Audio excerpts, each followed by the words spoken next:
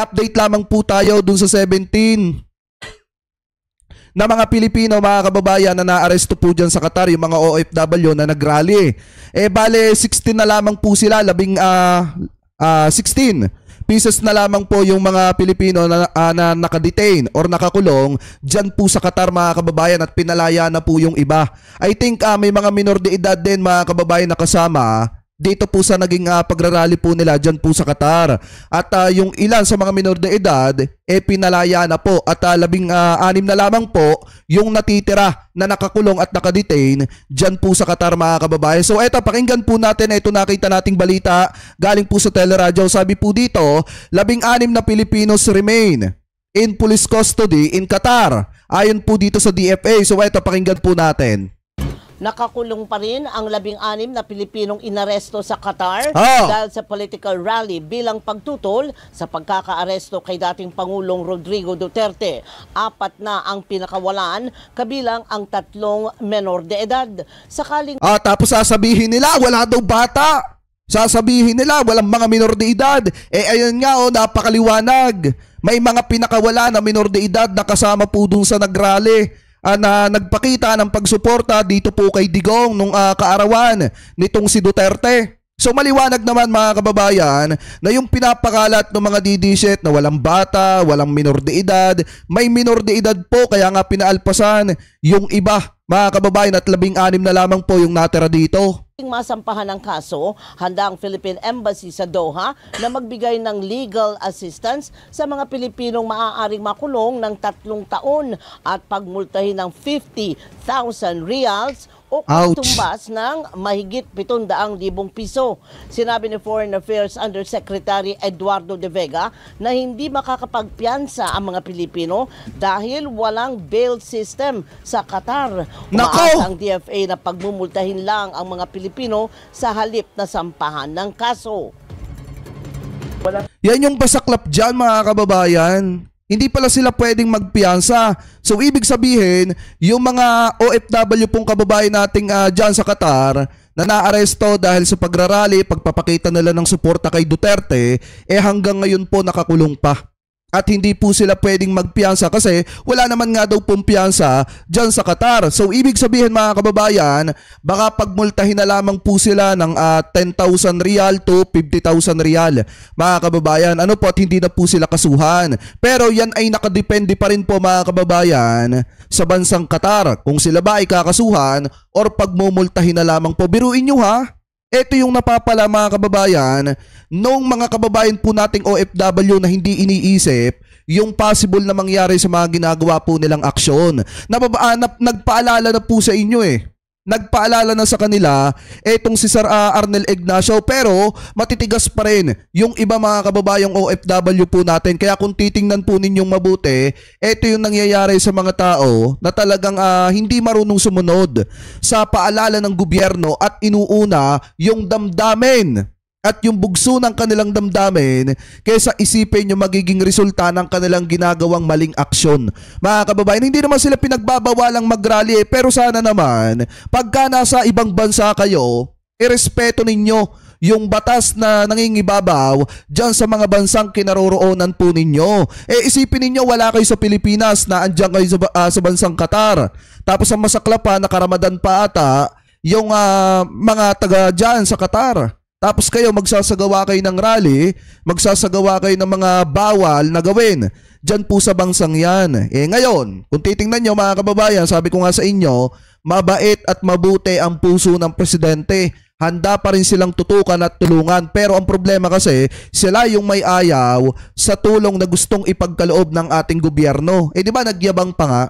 Nagyabang pa nga yung iba na mga taga dyan sa Qatar at sinabi na hindi naman daw po humihingi ng tulong yung mga naaresto at nakulong dyan po sa Qatar sa gobyerno ni PBBM. Wala daw pong katotohanan yun. Ang report yung looking natin, piyansa. Well, the concept of piyansa does not seem to function in that country. No? In other words, as far as I know, may dyan, investigahan at pag satisfied na yung police, papakalayain. Pag hindi satisfied, they will be charged. Nangako rin ang Malacanang na tutulungan at hindi aabandonahin ang mga Pilipinong naaresto sa Qatar. Obligasyon pa rin po ng ating pamahalaan, ng administrasyon, ang mga Pilipino, anuman. Sabi ni Ma'am Amira, napakabait po talaga ni Pangulo talaga. Alam niyo, mas lalo kayong bibilib sa presidente mamaya. Doon sa mapapag-usapan natin kasi grabe, alam niyo sa dami ng ginawa nilang paninira kay PBBM, pero nanahimik ang presidente doon sa isang pinakamatinding issue na dapat palang kakaharapin ni Duterte sa first na pagpasok ni PBBM sa Malacanang. Mga kababayan, meron po talagang matinding sikreto na naiwanan etong administrasyon ni Duterte na nabisto, nahuli mismo ni PBBM, nalaman niya. Kaso nga lang ang problema, hindi po kasi madubing makipaglaro ang presidente. Hindi siya marunong makipagbatuhan ng putik, mga kababayan. Kung ano lang yung ibinabato sa kanya, yun lang yung sinasagot niya pabalik. Pero yung gagawa ng kwento or gagamitin yung baho ng kalaban para ibato pabalik, hindi po ginagawa ng presidente yan. Nagulat nga ako, mga kababayan, sa natuklasan ko kanina. Mamaya ano natin sa inyo. Ano po ang kulay nila? Wala po tayong sinisino, wala po tayong discrimination patungkol po dyan.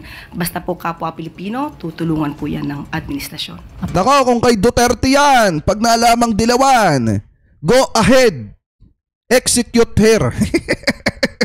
Hindi, kung kay Duterte yan, mga kababayan, tapos kalaban niya sa politika, at hindi niya taga-suporta, baka hindi rin tinulungan ni Digong, mga kababayan. Pero ang presidente po kasi natin ngayon, maliwanag naman ang sinasabi na walang tinitingnan na kulay etong si PBBM.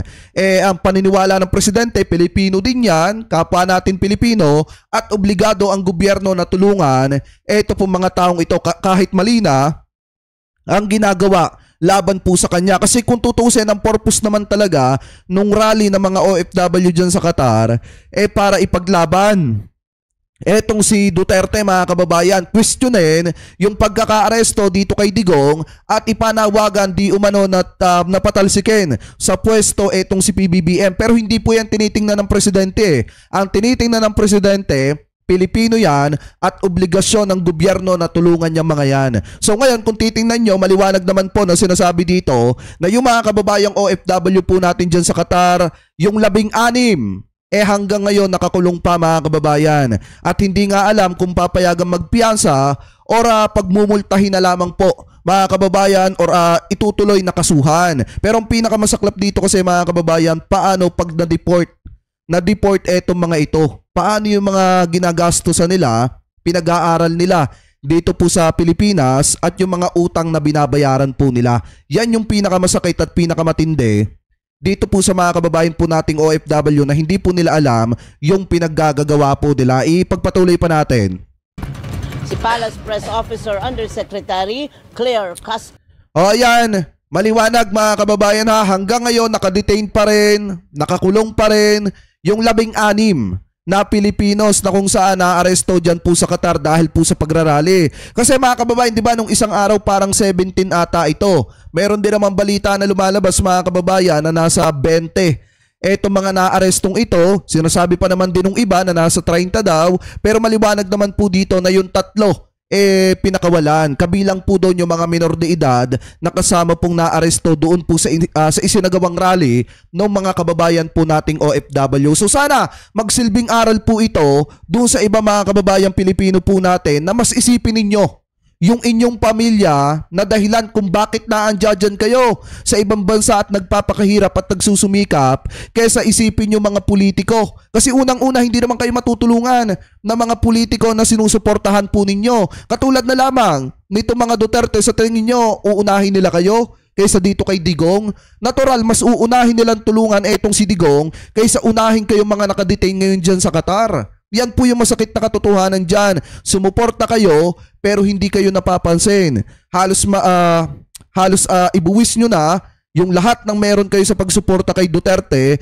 pero ang tanging sumisigaw lamang at nagmamakaawa na tingnan kayo sa panig ni Digong, walang iba kung hindi si Roque. Si Roque lang ang halos parang nagmamakaawa at parang nangawa sa social media para iparating sa Qatar yung kanilang apila, mga kababayan. Pero si Sara Duterte nananatiling tahimik sa isyo na, mga kababayan, dyan po sa Qatar. So ngayon, mga kababayan, maliwanag naman po, nakadetain pa rin yung mga kababayan Pilipino natin.